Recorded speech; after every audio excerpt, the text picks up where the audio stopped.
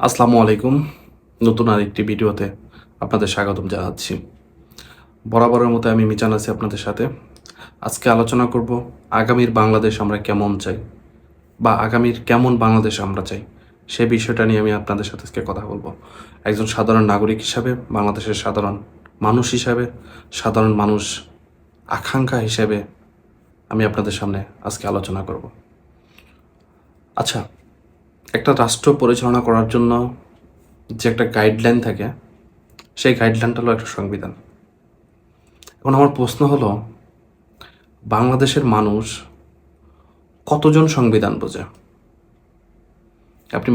আপনি গ্রামে যাবেন, গ্রামের একজন কৃষকের কাছে যাই যদি জিজ্ঞেস করেন যে ভাই আপনি কি সংবিধান বোঝেন, কৃষক কিন্তু বুঝবে না যে সংবিধান। তার কাছে সংবিধান হলো সে কম দামে চাল কিনবে, কম দামে তার নিত্য প্রয়োজনীয় জিনিস কিনবে, তার ফসলের যে জমি, ফসলের চাষাবাসের যে ঔষধ সার, সেগুলো সে কম দামে পাবে। এইটাই হলো তার কাছে সংবিধান। সে কিন্তু রাজনীতি বা অন্য অন্য যে সেক্টর আছে সেগুলো নিয়ে তার এত মাথা কামানো নাই। 5 বছর পর পর একটা ভোট আসবে, সে যাবে, যেই লিডারটা তার কাছে যাবে সেই কিন্তু তাকে ভোট দেবে। এটাই হলো তার কাছে মূল ফ্যাক্টর। এখন সেকেন্ড স্টেপে আসি। একজন ছাত্র সমাজের কাছে যাই যদি বলেন যে ভাই আপনার কাছে সংবিধান মানে কি, সে বলবো যে ভাই আমি পড়াশোনা শেষ করেছি, আমার পড়াশোনা শেষ, আমার এখন একটা চাকরি দরকার, আমার ফ্যামিলির হাল ধরতে হবে। এটাই হলো তার কাছে তার সংবিধান।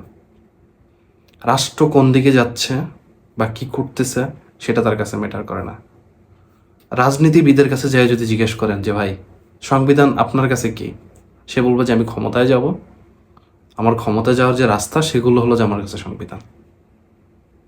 তাহলে ওভারঅল যে বাংলাদেশের যে এতগুলো মানুষ, তার কম্বাইন করাটা কিভাবে সম্ভব? এখানে হলো যে মূল খেলাটা খেলতে হবে। ভাই আমি আমার দৃষ্টিভঙ্গি থেকে আমি বলতে পারি আপনাদেরকে, আমি একটা সমাজ চাই যেখানে কোনো দুর্নীতি থাকবে না, যেখানে আমার প্রয়োজনীয় জিনিস আমার হাতের নাগালে থাকবে, পাশাপাশি আমি যেই জিনিসটা কিনবো তার দামটা যেন আমার কৃষক ন্যায্য মূল্যে পায়। আমি যদি 40 টাকা দিয়ে একটা জিনিস কিনি, ওই জিনিসটার দাম যেন কৃষক 30 টাকা পর্যন্ত পায়। আমি সেটাই চাই। মাঝখানে ট্রানজিট বা অন্যান্য জিনিসের 10 টাকা হতে পারে। এমন যেন না হয় কৃষক সেই জিনিসটা 10 টাকা বিক্রি করলো, আমাকে সেটা 50 টাকা দিয়ে কিনতে হলো। মাঝখানে যে লম্বা চেইনটা, সেই চেইনটা 40 টাকা নিয়ে চলে গেল। এমন যেন না হয়, একটা ট্রান্সপারেন্সি থাকবে। প্রথম যে কথাটা বলছিলাম যে দুর্নীতি, ভাই একটা দেশ ডেভেলপ করার জন্য আহামরি কিছু প্রয়োজন হয় না। আপনি দুর্নীতি বন্ধ করেন, আপনার 99.99% সমস্যা শেষ। এই জিনিসটা কেউ কি বোঝে না? কারো মাথায় কি আসে না যে আপনি যদি দুর্নীতি বন্ধ করতে পারেন আপনার সমস্যা সব শেষ? বাংলাদেশের প্রেক্ষাপটে আপনি দুর্নীতি বন্ধ করেন, সব শেষ। পাশাপাশি যদি আপনি মানুষকে একটু সচেতন করে তুলতে পারেন, দেখবেন যে এর চাইতে সুন্দর দেশ পৃথিবীতে আর হইতে পারে না। আপনি সেই দুর্নীতি বন্ধ করতে পারেন না। কেন করতে পারেন না? রাজনৈতিক কারণ, আপনার ক্ষমতার লোভ, নানান কারণ, নানান সমস্যার কারণে আপনি দুর্নীতি বন্ধ করেন না। ইচ্ছা করে আপনি দুর্নীতি করতে দেন। কিছু কিছু মানুষের থেকে মূল পেশায় রাজনীতি। সারাটা মাস আমাদের গ্রামের বাসায় যেটা বলে বাদাইম্যাগিরি করে বেড়ায়, সারাটা মাস বাদাইম্যাগিরি করে বেড়ায়। এখানে টেন্ডারবাজি, ওইখানে চাঁদাবাজি, ওইখান থেকে যে টাকা উঠায়, বিভিন্ন এই যে রাজনীতিক যে টাকা পয়সার যে ট্রানজেকশন, সেখান থেকে ভাগ বাটোয়ারা নেয়, এভাবে তার সংসার চালায়। ভাই আপনার মূল পেশা কি? আপনি রাজনীতি করতে আসছেন, নিজের পকেট থেকে টাকা দিয়ে যদি রাজনীতি করতে পারেন তো করবেন, না হয় আপনার জন্য রাজনীতি না। আপনার কাছ থেকে আমি কোনো সেবা নিতে আসি নাই, আপনার সেবাটা তো আমার প্রয়োজন নেই। আপনি দেশের জন্য কিছু করতে পারবেন, যদি দেশের জন্য কিছু করতে পারেন, সেটা আমি না, সারা 18 কোটি মানুষ আপনার সেই সেবাটা পাবে। যে কথায় বলতেছিলাম যে দুর্নীতি, দুর্নীতি তো মূল সমস্যা। কাউকে বলতে শুনি না যে ভাই দুর্নীতি বন্ধের জন্য এটা করেন, দুর্নীতি বন্ধের জন্য এটা করেন, দুর্নীতি বন্ধ। সবাই যার যার তল্লি তপলা পুটলা পাটলি গোছানো নিয়ে ব্যস্ত। আপনি দুর্নীতির জন্য কঠিন আইন করেন না কেন? যারা দুর্নীতি করবে তাদের শাস্তি ওপেনে করে দেন, যে যারা দুর্নীতি করবে লিমিটেড সময়ের মধ্যে রায় ঘোষণা হবে, বিচার হবে এবং সাজা ওপেনে হবে, সবার জনসম্মুখে তার সাজা হবে।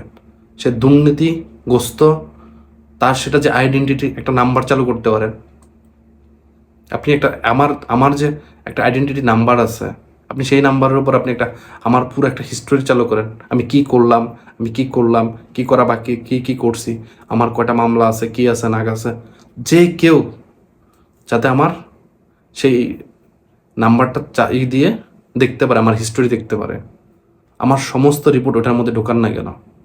আমি যদি দুর্নীতিগ্রস্ত হই সেটা আমার ওইখানে থাকবে, আমার বিরুদ্ধে যদি কোনো মামলা থাকে সেটা ওইখানে থাকবে, আমি যদি কোনো ফ্রডগিরি করি সেটা যদি পুলিশ পর্যন্ত যায় সেটা ওইখানে থাকতে হবে, রিপোর্টে থাকতে হবে। আপনি এই যে ডেভেলপ অনলাইন সিস্টেম করছেন, ডাটা সিকিউর করেন, ডাটাগুলো সেখানে ইম্পোর্ট করে রাখেন, আপনি দেখেন কমে কিনা দুর্নীতি?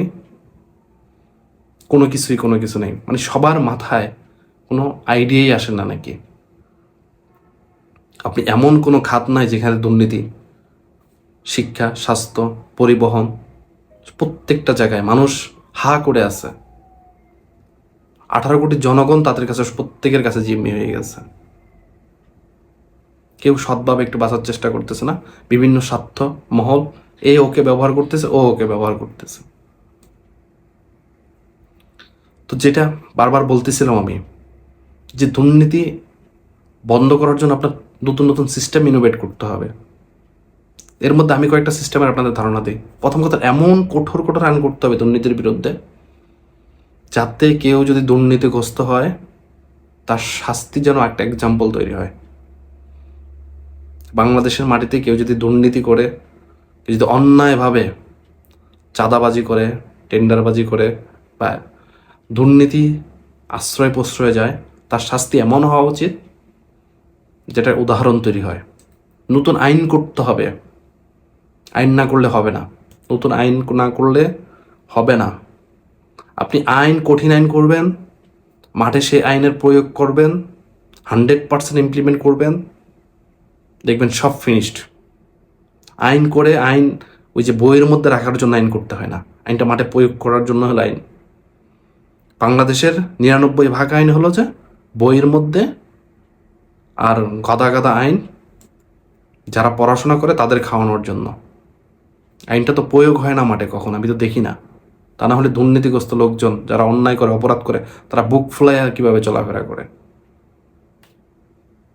সেকেন্ড যে কথাটা বললাম, যে সংবিধানে দুর্নীতির ব্যাপারে স্পষ্ট কিছু অনুচ্ছেদ দিতে হবে, যে দুর্নীতি যারা করবে তার এই সিস্টেম হবে, এরকম কিছু স্পষ্ট জিনিস থাকতে হবে আমাদের সংবিধানে। থার্ড যে অপশনটা, সেটা হলো জবাবদিহিতা থাকতে হবে প্রত্যেকটা মানুষের।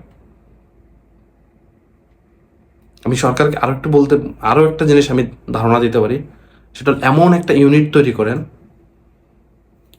যেটা হাইট কেউ জানবে না, সেই ইউনিট কেউ জানবে না, স্পেশাল গোপন একটা ইউনিট তৈরি করেন যেটা মানুষের ইনভেস্টিগেশন করবে, সন্দেহভাজন কোনো দুর্নীতিগ্রস্ত মানুষের ইনভেস্টিগেশন করবে এবং তাকে খুঁজে বের করবে। এইরকম কিছু নতুন সিস্টেম তৈরি করেন, পুলিশের পরিবর্তন করেন, পুলিশে সেই স্পেসটুকু দেন, নতুন সাহসী উদ্যমী মানুষগুলোকে সেখানে জয়েন করান। ভাই, লাখ টাকা বিলানোর চাইতে 50,000 টাকা দিয়ে একটা কাজ হয়ে যায়, সেটা ভালো না? আপনি পুলিশের বেতন অন্য জায়গার থেকে যা দুর্নীতি করে যত টাকা কামাই করতেছে সেটা বন্ধ করে পুলিশের বেতন বাড়ান। দুর্নীতি করে মানুষের কর্মচারীরা যে পরিমাণ টাকা, সরকারের টাকা লুটপাট করতেছে, বন্ধ করেন, তাদের বেতন বাড়ান। সেগুলো বন্ধ করে তাদের বেতন বাড়ানোর চেষ্টা করেন। এগুলো তো ভাই করা যায়, বন্ধ করে তো এগুলো করা যায়, তাই না? আপনারা তো করতেছেন না। মাঝে দেখি পুলিশের ব্যাপারে কথা বলতেই হয় ভাই, যে একজন কনস্টেবল ঢুকলে সে 17,000 টাকা বেতন পায়। বর্তমান যুগে 17-18,000 টাকা দিয়ে তার সংসার চলে? কেউ যদি চাকরিতে জয়েন করে তার দিকে একটা ফ্যামিলি তাকাই থাকে যে সে কিছু দিবে। 17,000 টাকা বর্তমান যুগে কিছুই হয় না। মিনিমাম স্ট্যান্ডার্ড 20,000 টাকা হওয়া উচিত। মিনিমাম স্ট্যান্ডার্ড 20,000 টাকা ছাড়া চলেই না ভাই। তো যেটা বলতেছিলাম, আমি বারবার বলতেছিলাম যে আগামীর বাংলাদেশ আমরা কীরকম যাচ্ছি, যে দুর্নীতি মুক্ত হইতে হবে, এটা হলো প্রথম সত্য। দ্বিতীয় সত্য হলো যে কারিগরি শিক্ষায় উন্নত করতে হবে এই জাতিকে। কারিগরি শিক্ষায় উন্নত করতে হবে এই জন্য যে আপনি যদি একটা জাতিকে কারিগরি শিক্ষায় উন্নত করতে না পারেন, তাহলে সেই জাতির ভবিষ্যৎ অন্ধকার। কিচ্ছু জানে না একটা জাতি, খালি বস্তা ভরে ভরে আপনি তার মাথায় যদি বই ঢোকান, তার মাথায় যদি বস্তা ভরে ভরে যদি তার মাথায় যদি বই, পড়াশোনা এইসব যদি চাপাই দেন, কিচ্ছু হবে না। তার তো কিছু জানতে হবে। এত জ্ঞান দিয়ে আমি কি করবো রে ভাই? আমার জ্ঞান যদি আমি প্রয়োগ করার জায়গা না পাই, আমার তো সেই জ্ঞানের প্রয়োজন নাই। আর বাংলাদেশের নতুন সিস্টেম যে কি, এসএসসি পাস করছো, তুমি এইচএসসি পাস করছো, তুমি এখন অনার্স করবা, তুমি এখন মাস্টার্স করবা, বিসিএস দেবা। এই হলো প্যাটার্ন। এর বাইরে কোনো প্যাটার্ন আছে আমাদের? কোনো একটা ছেলে বা কোনো একটা যদি তার যদি এক্সট্রা কোনো ক্রিয়েটিভিটি থাকে, সেটা সে এক্সপ্লোর করার কোনো জায়গা নাই। আমি আমি এখন ইলেকট্রিক কাজ করতে খুব ভালোবাসি, ইলেকট্রনিক্স কাজগুলো আমার কাছে খুব ভালো লাগে, আমি সেটা করবো কোথায়? আমার সেই এক্সপার্টিস কাছে যাই আমি যে শিখবো, সেই জায়গাটা কোথায়? আমার সেই প্রফেশনাল যে কারিগরি যে দক্ষতা দরকার, আমার সেটা কোথায়? পাচ্ছি না। যদিও আমি যদি কোথাও পাচ্ছি, সেটা আমি করার কোনো জায়গা পাচ্ছি না। এর প্রথম কারণ হলো, আমার কাছে যেটা মনে হয়, আমি একটা জনগোষ্ঠীকে কারিগরি শিক্ষা দিলাম, তার কাছ থেকে আমি কিছু প্রোডাকশন করলাম, সেটা তো আমার কোথাও সেল করতে হবে, না হলে তো সেটা রান করতে পারে। প্রত্যেকটা জিনিস একটা ইকোসিস্টেম। আপনি একটা ইকোসিস্টেম দাঁড় না করালে আপনি সেটা করতে পারবেন না। আপনাকে একটা ইকোসিস্টেম দাঁড় করাইতে হবে। আপনি কারিগরি শিক্ষা দিবেন, তার থেকে আপনি প্রোডাকশন করবেন, সেই প্রোডাকশনের জিনিস আপনি বাইরে করবেন, এক্সপোর্ট করবেন। এই যে একটা সার্কেল, এই সার্কেলটা যখন আপনি মেনটেন করবেন, তখন দিন দিন আপনার যে জনশক্তি, সেটা রূপান্তর হবে। মানুষগুলো এক একটা শক্তিতে রূপান্তর হবে। আপনার এই যে হাজার হাজার স্ট্রাকচার পড়ে আছে, যে কলেজগুলোতে আপনি অনার্স করাই দিয়েছেন, বিকেলের পর আপনার সেই কলেজগুলো, সম্পূর্ণ কলেজগুলো বন্ধ থাকে। আপনি সেখানে বিকেলের পর কারিগরি শিক্ষা দেন, ছেলেদেরকে বলেন যে আসো তোমরা কাজ করো, টাইলসের কাজ শিখান, ইলেকট্রিক কাজ শিখান, কম্পিউটার কাজ শিখান, কত কাজ আছে আপনি শিখান সেখানে। আপনি যদি 10টা টিচার পুষতে পারেন বা 20টা টিচার পুষতে পারেন, আর 5টা টিচার কি পুষতে পারবেন না যারা কারিগরি শিক্ষা দিতে পারবে?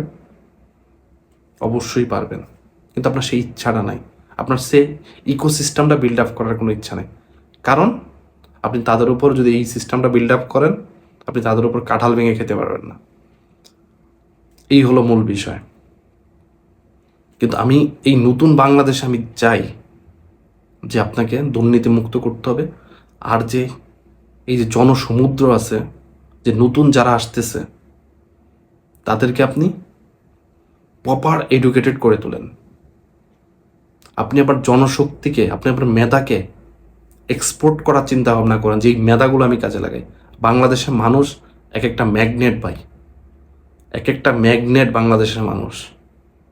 এই জাতি শুরুর থেকে যা যা করে আসছে, ইতিহাস, লম্বা ইতিহাস, শুরুর থেকে সেই মৌর্য থেকে আজ পর্যন্ত যতটুকু জানা যায়, সেই 2,500 বছরের ইতিহাস কমপক্ষে। দেখলেই বোঝা যায় যে এই জাতি কি ছিল বা কি করার সম্ভাবনা আছে। আপনি শুধু একটা শৃঙ্খলার মধ্যে এনে এই জাতিকে আগায় নিয়ে যেতে হবে। একটা জেনারেশন আপনাকে তৈরি করে দিতে হবে। যদি বিশ্বাস করেন বা আপনি একটা জেনারেশন যদি বের করতে পারেন, এটা হলো ফ্লোর মতো। আপনি বালি দিয়ে যখন পানি ছাড়বেন, যদি একটা ফ্লো বের করা যায়, দেখবেন যে ওইখান থেকে পানি যাচ্ছে, আস্তে আস্তে ছড়াচ্ছে, ফ্লোটা বড় হবে, ছোট হবে না কখনো। আমাদের গ্রামে যখন ওই যে আইল কাটি, আইল তো চিনেন, ধান খেতের আইল, যখন অনেক পানি হয়ে যায়, যখন আইলের একটু কেটে দেই, পানি নামতে নামতে নামতে নামতে এটা অনেক বড় হয়ে যায়। সেরকম একটা ফ্লো তৈরি করতে হবে আপনার। যদি ফ্লো তৈরি করতে পারেন, একটা মানে বিশাল জিনিস আপনি অ্যাচিভ করতে পারবেন। আপনাকে লম্বা সময়ের জন্য চিন্তা করতে হবে। শুধু শিক্ষা নিয়ে জনগণকে জনশক্তিতে রূপান্তর করার জন্য আপনাকে একটা লম্বা সময়ের জন্য চিন্তা করতে হবে, মিনিমাম 10 থেকে 15 বছর। এরকম একটা লম্বা ফ্রেমওয়ার্কে আপনার চিন্তা ভাবনা করতে হবে। 15 বছর পর আপনি যদি আজকে ইম্পোর্ট দেন, আপনি আউটপুটটা 15 বছর পরে যেয়ে পাবেন। সেই চিন্তা ভাবনা রেখে আপনাকে এখানে ইনভেস্ট করতে হবে। একটা জেনারেশনের জন্য আপনাকে ইনভেস্ট করতে হবে। আপনি বাইরের থেকে টিচার আনেন, বাইরের থেকে ভালো ভালো টিচার আনেন যারা জানে। বাংলাদেশের এমন হাজার হাজার মানুষ আছে যারা শুধু সুযোগ সুবিধার জন্য বাইরে পড়ে আছে। তাদের আপনি সেই সুযোগ সুবিধা দিয়ে এখানে আনেন, সেই মেধাগুলোকে নিজের দেশে কাজে লাগান। দেখবেন আপনার পিছনে তাকানোর কোনোই হবে না। আপনি আপনার স্ট্রাকচারগুলো ব্যবহার করেন। আপনি আপনার যে স্টুডেন্টগুলো আছে, ভাই অনার্স তো দরকারই নেই। আমার তো মনে হয় যে আগামী 10 বছরের জন্য অনার্স সিস্টেমটা বাদ করে দেওয়া উচিত। অনার্স সিস্টেমটা বাদ করে দিয়ে সম্পূর্ণ কারিগরি বেস করা উচিত। সম্পূর্ণ কারিগরি বেস করে দেওয়া উচিত। অনার্স কোনো কাজে আসে না। এই অনার্স কোনো কাজে আসে না। যারা ইউনিভার্সিটিতে পড়ে তারা শুধু ইউনিভার্সিটি, তারা তাদের প্রয়োজন আছে, তারা তা ওইখানে থাকুক, করুক। এই যে স্কুল কলেজ লেভেলে যে অনার্সগুলো ভাই, এগুলো কোনো পরিমাণে কাজের না, কোনো পড়াশোনা না, কোনো কিছু না। যারা পড়াশোনা করেছেন এই যে কলেজগুলো থেকে অনার্স করতেছেন তারা জানেন এগুলো কি। এগুলো চোখে একটা আই ওয়াশ মাত্র, এছাড়া কিছুই না। না ঠিকমতো ক্লাস হয়, না কোনো গবেষণা আছে, না কোনো কিছু আছে। কতগুলো বই মুখস্থ করো, পরীক্ষা দাও, আর পরীক্ষার স্ট্যান্ডার্ড তো মাশাল্লাহ, সেই ব্যাপারে না বলি, লিখলেই পাস। ফেল করে না ভাই। ন্যাশনাল ভার্সিটি আন্ডারে যে লক্ষ লক্ষ মানুষ প্রতি বছর বেরোচ্ছে, বোঝা হয়ে, একটা দেশের বোঝা হয়ে যে বেরোচ্ছে, এগুলো সব আই ওয়াশ। যাই হোক, আজকে দুটো বিষয় নিয়ে কথা বললাম, দুর্নীতি এবং শিক্ষা। আপনার মতামত কি, বা আপনি আর নতুন কি চাচ্ছেন, কমেন্ট বক্সে অবশ্যই লিখে জানাবেন। এরকম আমার আরও ভিডিও যদি পেতে চান বা দেখতে চান, চ্যানেলটাকে সাবস্ক্রাইব করে রাখবেন। নোটিফিকেশন পাওয়ার জন্য বেল আইকনটি অন করে দিবেন। সবাই ভালো থাকবেন। ধন্যবাদ সবাইকে।